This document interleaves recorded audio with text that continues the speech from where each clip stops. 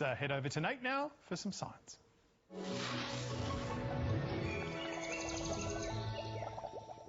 Have you ever woken up on a Monday morning and realised you'd forgotten to chuck your phone on charge overnight, maybe your laptop, or these days your car? Well, imagine if you could charge it almost instantly. It's not exactly the promise, but maybe a bit of a hope of quantum batteries. And Dr. James Quach from CSIRO has developed a groundbreaking quantum battery prototype. He joins me now in the studio. James, very good morning to you. Welcome to News Breakfast. Oh, thank you. Now, normally when I say the word quantum, I brace myself for not really understanding what it is that's about to come. So do me the really quick and dirty Monday morning version. What the heck is a quantum battery? Okay, let's do it. So a quantum battery is an energy storage device. But it uses the laws of quantum mechanics to enhance its performance and functionality. And this is very different from conventional batteries, which are based on the classical laws of physics. Right, so normally you've got a chemical reaction that's happening inside a battery, and you can pump energy in to force the chemical reaction to go one way, and then it goes the other way and releases that energy back out. What's different about a quantum battery? Yeah, so quantum batteries actually work very differently. So the way that quantum batteries are charged, for starters, is very different. It's charged with the laser. And what lasers have are photons. And these photons are particles of light. And these photons then hybridize with the molecules inside the quantum battery. And they become a quantum state known as a polaritonic state. And that's where all the magic happens. That allows the battery to charge very quickly and store its energy and also release its energy as well. They behave, everything quantum is weird, right? And isn't how the rest of the world seems to work to us. But I understand these batteries work better if you've got a whole bunch of them than if you've just got one.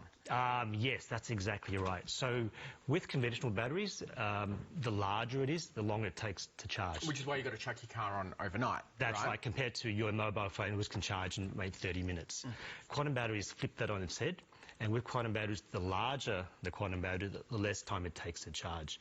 And this for a long time was actually just a theoretical idea, but we proved that in the lab. Which is really, really cool. Has it got something to do with entanglement or something? Is it like the batteries know that they've got mates around them that are doing the same thing and they all just jump up together? Yeah, so there's two concepts here. One is entanglement. So entanglement is what allows the light, the photon, to hybridize with the molecules. And then there's another effect known as collective effects, and that's exactly what you mentioned there. So with collective effects, when a molecule is by itself, then it works by itself. But with collective effects, when there are other molecules around, they behave in synergy, so that the more molecules you have, the quicker the quantum battery will charge. It sounds really, really cool. What are we talking about here? 'Cause whenever I think of anything quantum, I'm thinking tiny. Are these really itty-bitty tiny cells? Yes, they are. I actually brought one in. Oh, for you to have a look. Please. I love that. So this here is one of our first prototypes, and they are small. So this here is about, I would say, 2 centimeters by 2 centimeters, but we have about 4 quantum batteries in there. That's very cool. So there's a lot of infrastructure around that, but the actual operational region is microscopic. It's on the order of a few micrometers. Yeah, wow. And can that actually hold any significant amount of power? So this prototype in particular can hold a few giga electron volts. So that sounds like a lot, but it's actually quite small. Very, very small amount. So what could you power with that? So this here is a proof of concept prototype. So we didn't build it to power anything. What we built it for is to demonstrate this idea that the larger the quantum battery, the less time it took to charge. Yep. So we had quantum batteries with different sizes, and we showed that the time it took to charge scaled as 1 on the square root of n, where n is the number of molecules. And this particular prototype also does something which other prototypes couldn't do, which is to convert the energy stored in the quantum battery into electrical current, which we could pull out. Yeah, right. So now with the full cycle, it's workable. Exactly. With the full make it cycle, do something. We can charge it, we can store it, and we can release energy. So that is quite a big breakthrough there. One of the crucial bits of a battery is being able to store the energy. Yep. How long are you able to store stuff?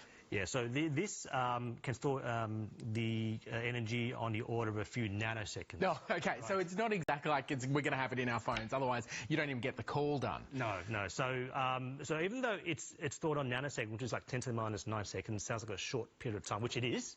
It's actually long in quantum. It's long in quantum, and compared to the time it takes to charge, it's super long. So it takes femtoseconds to charge, which is 10 to the minus 15.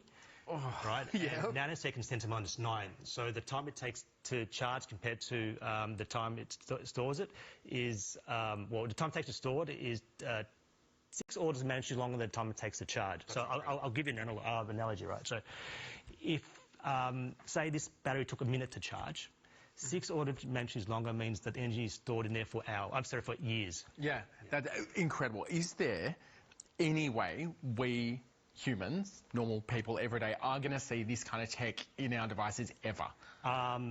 The answer is we hope so. There's still a lot of work to do, but what we're working on right now is a hybrid design where we use the quantum to charge quickly and the classical layers to charge to keep there for longer. So that will increase the storage time. Another thing we want to plan to do is to couple these microscopic quantum batteries into a large array to increase its capacity. If we can do those two things, then we're looking at possibly being able to charge something powering something more conventional. Do you have a timescale? I'm not going to do that. I know. If I say 5 years, you'll call every 5 years and say, James, where's my quantum battery? I have a calendar full of promises that I'm going to get through the years ahead. But you know what? So powering conventional devices, it's going to take a while. Yeah. But probably one of the first applications is powering quantum devices. That's so cool. And in fact, we published a paper earlier this year which shows if quantum batteries are used to power quantum computation, it can do a lot of really cool things. It can help us scale up quantum computers. It can help it make less errors and also faster as well. James, we're not going to get to the future without people like you doing this incredible work today. Thank you so much for coming in and showing us. I'm not going to hold you to 5 or 10 years. I promise. I'll take quantum whenever I can get it. But hey, wouldn't it be amazing just to be able to say, oh, I need power, and it's done.